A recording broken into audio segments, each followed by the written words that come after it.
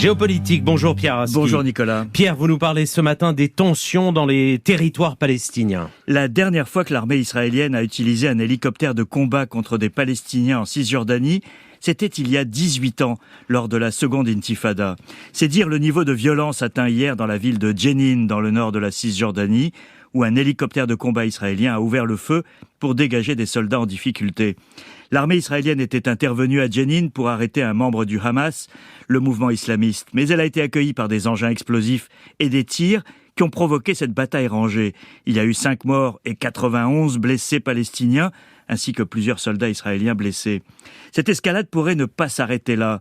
Bezalel Smotrich, le ministre d'extrême droite, qui s'est vu octroyer des responsabilités sur les territoires palestiniens, a aussitôt tweeté « Il faut en finir avec les actions ponctuelles et lancer une vaste opération antiterroriste dans le nord de la Samarie », le nom que donnent les religieux à la Cisjordanie.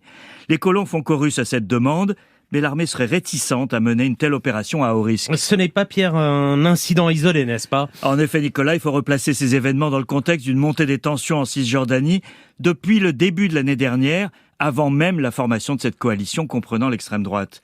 Les incidents violents faisant des morts se multiplient, signe d'une exaspération croissante des jeunes Palestiniens, face à l'absence de la moindre perspective politique, à une agressivité croissante des colons israéliens et un discrédit total de l'autorité palestinienne de Mahmoud Abbas.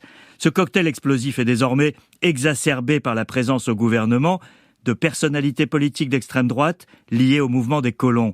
Ils sont indispensables pour donner une majorité au Premier ministre Benyamin Netanyahou. Et comment leur poids se fait-il sentir ? Le Premier ministre multiplie les concessions à leur égard. Il vient d'annoncer la construction de 7000 logements supplémentaires dans les colonies de Cisjordanie, malgré la promesse contraire qu'il avait faite aux Américains. Washington a fait connaître son vif agacement, mais Netanyahou sait qu'il a suffisamment d'appui aux États-Unis pour passer outre. Dans le même temps, Netanyahou a annoncé qu'il comptait faire voter cette semaine à la Knesset, le Parlement israélien, la réforme très contestée de la justice. Il avait suspendu le processus il y a 3 mois pour permettre des négociations avec l'opposition. Celles-ci ont échoué et le chef du gouvernement veut désormais passer en force, malgré les immenses protestations chaque samedi soir. Netanyahou est donc à l'action sur les 2 fronts, intérieur et palestinien. Cette stratégie de la tension est dans ses habitudes, mais le risque est d'en perdre le contrôle. Il y a assurément un côté pompier pyromane dans cette coalition, avec des ministres qui n'hésitent pas à allumer des incendies au nom de l'idéologie.